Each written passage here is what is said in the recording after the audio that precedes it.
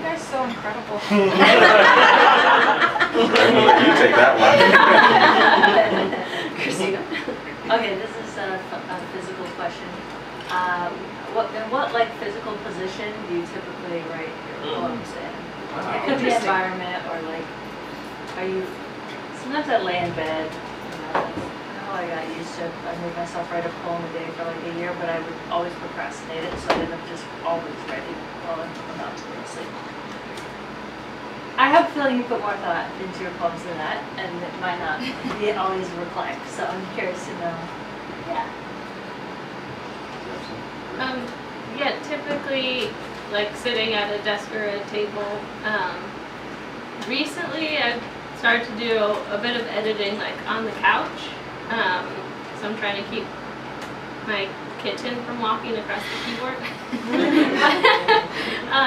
But yeah, I have to sort of mentally like go to work, you know, to do it. So it's physically sitting at a desk or like a coffee shop table or something to do it. I mean, I'm almost always sitting in the bed or on the sofa. There was the year that I did a haiku a day for 365 days. I wrote all those on my phone, so I could be anywhere. So, and I typically wasn't in any particular place. But mostly sitting. Yeah. Something soft. Yeah. So I wonder this specifically because you're a psychologist, Donny, but it applies to both of you. Oh, yes. How does writing about emotion help you interact or understand people better, and how does talking and interacting with people help you with understanding and writing emotion better? It's a great question. Yeah, I'm a shrink by training, but before shrink and before writer, I was just a shy boy, you know. And so connecting with people was about observing, and not interacting so much. And so early on, I was kind of connected to people, but not as a participant, you know, as somebody who was just trying to keep track of stuff. And so I was keeping track of emotion also, because I was just kind of sensitive, just like a really fragile child. Not because anything bad had happened, just because, I don't know, that's constitutionally how I turned out. And so what writing helped me do, and I started really, really young, like 8, you know, what writing helped me do was to say the things on paper that I wouldn't dare say, you know, out loud. And so that just kind of continued for a long time. And then the psychology stuff, it didn't change so much my writing, it changed my appreciation for the variety of what people can be, and increased my tolerance for difference in terms of and curiosity. And so I think writing has borrowed from that. So I think that's the route by which we've ended up here. Thanks for that question. I also have been pretty shy, so that writing was also a way for me to feel sort of connected to people in a community without it being too scary until you're standing up there, you know. But it also, for me, the way it helps me emotionally in terms of other people or the world is that when I get through a poem, I actually understand myself better, and that is what helps me sort of turn that around and be better in the world, I guess.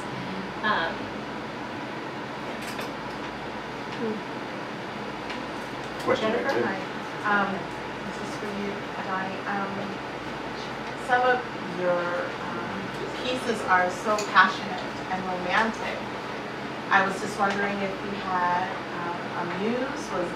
Is there someone that comes in mind when you write those pieces, or are you just conjuring up a fantasy, or you know, is it inspired by? No, it's a good question and a fair question, and it's both.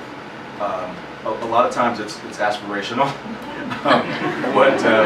what I'm hoping for, but sometimes it's quite specific, you know, to someone and inspired by that connection to somebody else. But but most of the ones that I've written are about what I hope is possible, and placing myself, kind of how you have a vision board, So some of these poems are kind of my vision board for romance, in the sense of I hope to be a person who can do this. I hope to be a person who can observe and appreciate this. Tori, you could ask them. You have a muse? A muse?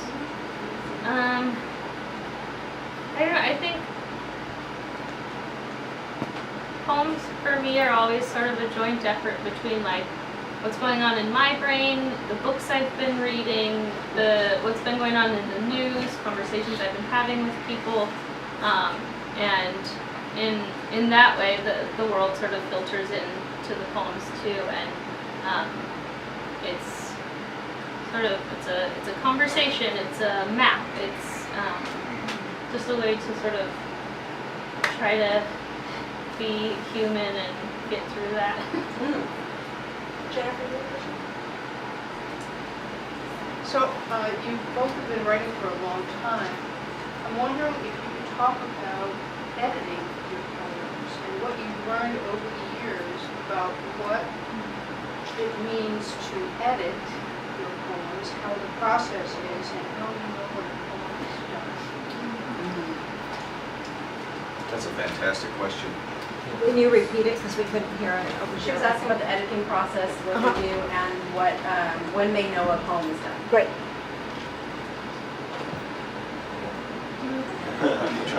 We're editing each other. Yeah. No, go please. Okay. I think the editing process is very important.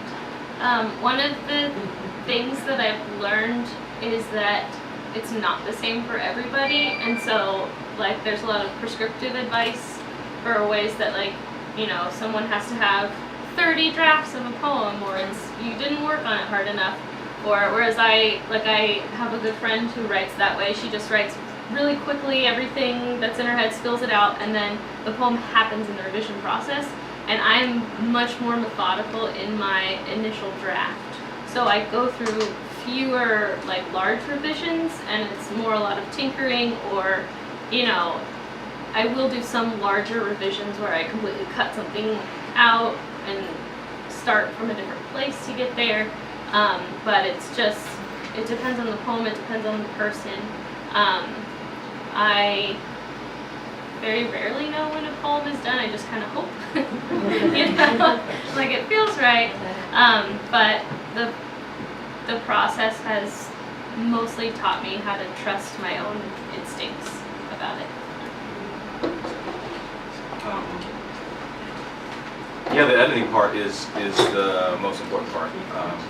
It is the sculpting of the poem at that point, and similar to Victoria, I kind of do it as I'm going through, and it's painstaking, in terms of the right word, or the right placement, or the right phrase. So I don't do very many overhauls of poems unless I started it insincerely, and then I know that there was something wrong from the very beginning. It was ill-conceived. And so, but yeah, it is painstaking but I don't know how else to do it. I'm frustrated if it doesn't land crisply, and so I spend as much time as I give myself.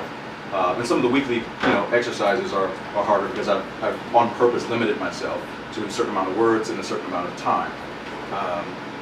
But even within those parameters, I'm still a taskmaster about it, and in terms of knowing when I'm finished, I think there's a particular tingle, when you get to that sweet spot, when you know that you've found that last puzzle piece to drop in, and 98% of the time I feel finished. And there are some poems where I feel like I've stopped, but I didn't finish.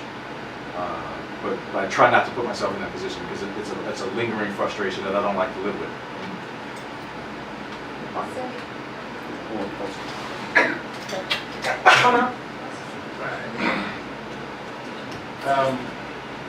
We ever an artist of another discipline or another kind prior to or alongside poetry?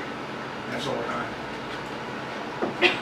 I wasn't. I've only ever been a writer. Yeah, I don't play an instrument, and I don't paint. It's words. But you write other things besides poetry. I do write other things. Yeah, poetry is my first and greatest love, for sure. But yeah, I do write, essays and fiction and stuff like that. But yeah, that's the art that I've committed to. I grew up singing, but words have always been like my main art form. And before I really understood poetry as poetry, I was writing little stories.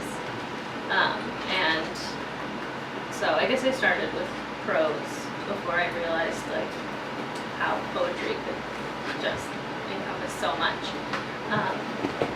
But yeah, words are the main thing. How much would you say your writing style, particularly your pacing, your flow, is influenced by just your speech patterns and just how you normally talk? But mine, not at all. I don't write to perform. Performing is like the extra thing, and so they have to live well on the page or in the computer or on the phone or whatever, or else I don't think it's not a poem for me. Because I could stop performing, I couldn't stop writing. I could stop reading poems out loud tomorrow, and my life would just be fine. But I couldn't stop writing stuff, and so I don't think. It's up to people who hear me to really determine, but I don't think there's much of a relationship to it. I mean, I 100% agree. It happens first on the page for me as well. Something that I do differently in terms of writing that I don't do necessarily in normal speech is I do a lot of sonic work in the poem. Assonance is like my favorite craft element, and just having the vowel sounds echo throughout the poem, and so I think musicality is very important in the poem to me, and that I don't necessarily think about in just normal speech. But again, that happens sort of on the page and in my head, and that when maybe that's how I know a poem is done. I have this sort of final echo sound that feels like an anchor. It's usually a sonic thing for me. So that's where my sort of poetry voice in my head differs from my speech. Do you have any work that you would never share with anyone? No, not because it's just because it's just for you. And do you have any poems that you retired that you no longer do because you feel like they have power or is that even possible? I think I heard. I do have work that's just for me, but I don't really. To me, those aren't poems. If I'm consciously writing a poem, it is something that I am writing sort of in conversation. So anything that I think is private, is more like journaling or something that I don't think of as like a poem. And anything that I sort of don't read or share anymore is just something that maybe at the time that was the best I could craft it, but as I've grown, it's not something that I feel is sort of up to my other work. I don't have any poems that I'm not willing to share. I have one poem in particular that I'm not ready to write emotionally. And but the poem about my mother took decades to write before I could stand it, before I could survive it. And so so I have another poem that I'm not ready to write. I don't think I would do it justice, and or if I did, I don't know if I would be okay afterwards. And so I'm not gonna mess with it right now. But yeah, anything else is meant to be shared. So I want to ask you guys about publishing. because Donny has a hidden Yeah. book in his attic somewhere. This week, come on. But because my nephew is here, what would you tell the 14-year-old version of yourself now? To this guy. The 14-year-old version. Yeah. I would say write more. I wrote a lot as a teenager, but I know how much I wrote then, and I would say write more. That's how you get better at stuff,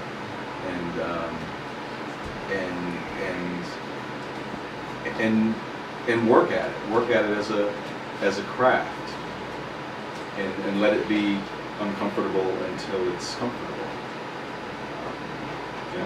And publishing, I got nothing.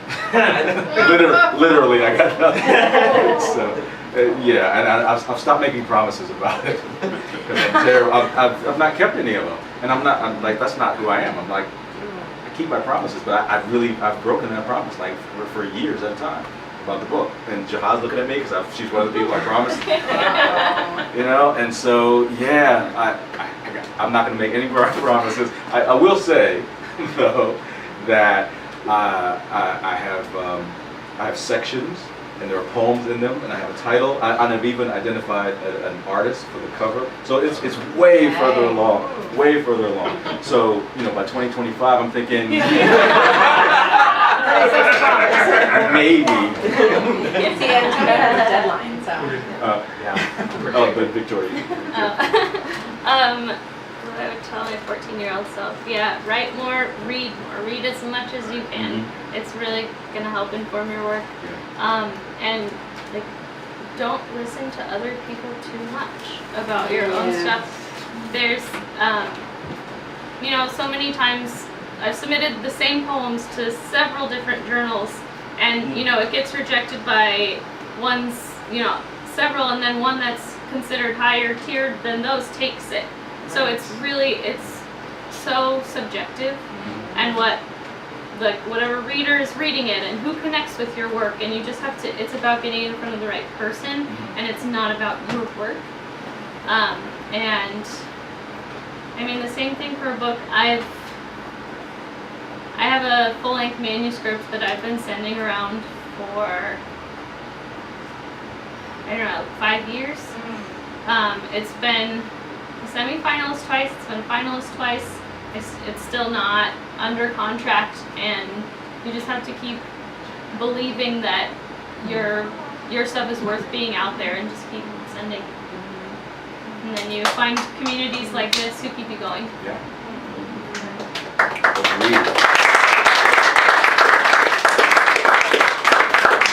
Okay, last questions? I'm a firm believer that a piece is never finished, as painful as it is to me. But it's just like, I will notice myself going back to a piece and editing it over and over again.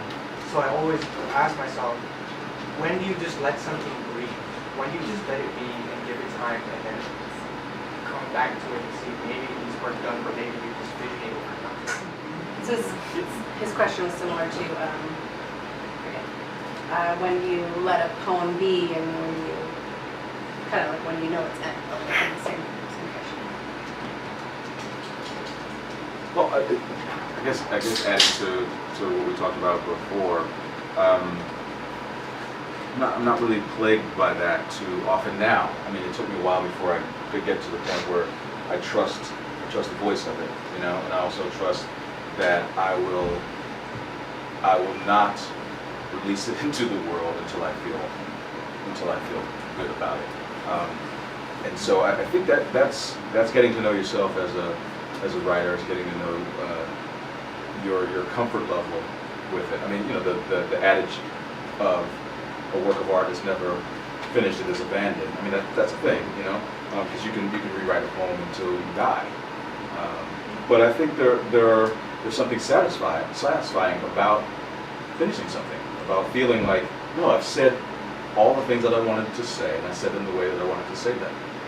And there's a certain grace in living and being able to say, I'm not going to go back to it. It's not quite what I want, but I'm going to leave it alone for now. Like relationships, right? Sometimes it's like, well, I'm not going to be able to make that work. I'm not gonna blame myself, I'm not gonna blame her, I'm just gonna walk away from it. And so you have to, I think, figure out what the relationship to your work is going to be as a lifestyle. Add any more to that? In terms of like letting it breathe, like time is a frustratingly important part of the revision process. Especially like if you write a new draft and you're super excited about it and you're like, yeah, this is awesome, and you want to share it, and like probably needs time to come back with fresh eyes, because that, to stick with the relationship metaphor, that's the honeymoon period. You gotta come back when you can see it more clearly, and then work with it in that way. So I wish that there wasn't a lot of breathing time involved, but it is important, I think, and there's no sort of set amount of time, but again, it comes to just keeping at it and trusting, like getting to the point where you trust your instincts about it. Like